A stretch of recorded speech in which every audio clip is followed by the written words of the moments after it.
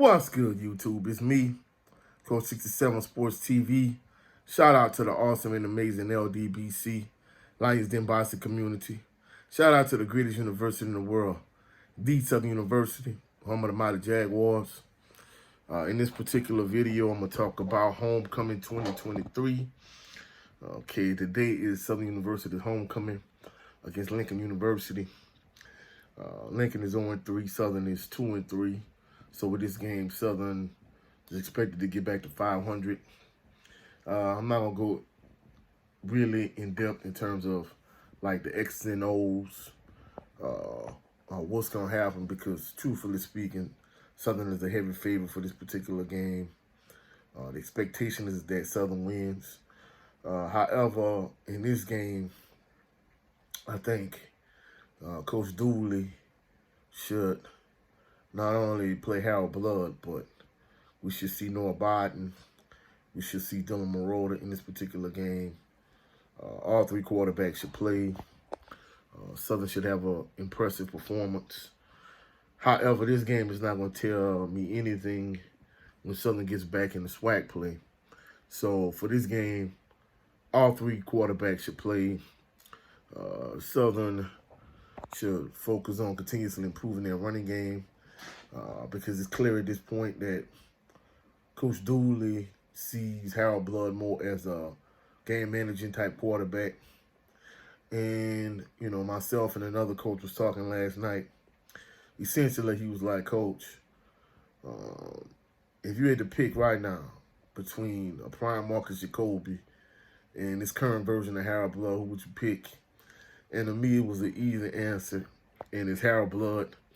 The reason being, I think Marcus Jacoby, he might not have been as bad as some people thought, but to me, I think he's probably, if he's not the worst quarterback Southern has had, long-term starting quarterback, he's one of the worst.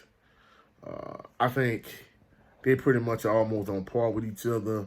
I think Harold Blood is a little bit better, but I think the thing that gave Marcus Jacoby the advantage is the fact that Southern offensive line, the current version of their offensive line, and the offensive line that Marcus Jacoby had, Marcus Jacoby's offensive line was considerably better than Southern's current offensive line. In addition to that, I think Garrett Quarles Jr.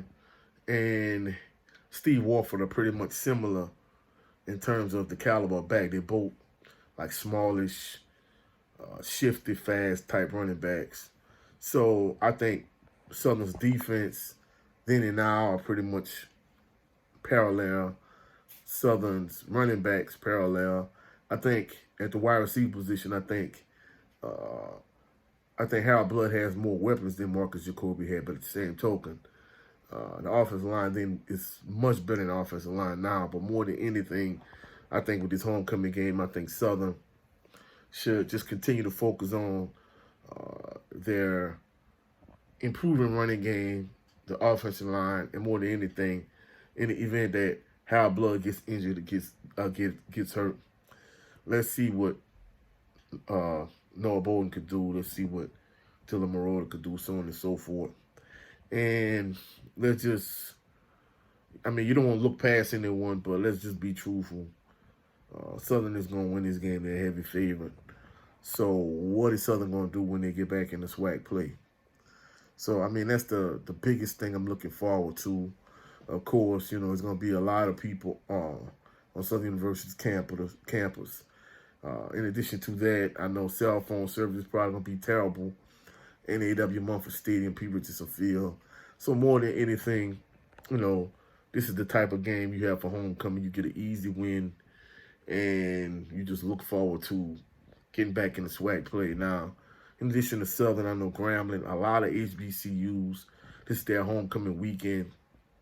But more than anything, I think Southern should just get the win and spin this win forward into SWAC play, because the West is still at stake. The West is still in the balance. It's winnable, but from an X's and O's perspective, from a coaching perspective, from a play calling perspective, from a clock management perspective, Coach Dooley and his coaching staff is going to have to do a much better job than they did last week against FAMU, because to be truthful, anytime Southern is evenly matched with another SWAC opponent, I just hate to say it, but I'm just going to be truthful. I'm not confident in Coach Dooley's ability to get the job done because he's shown it.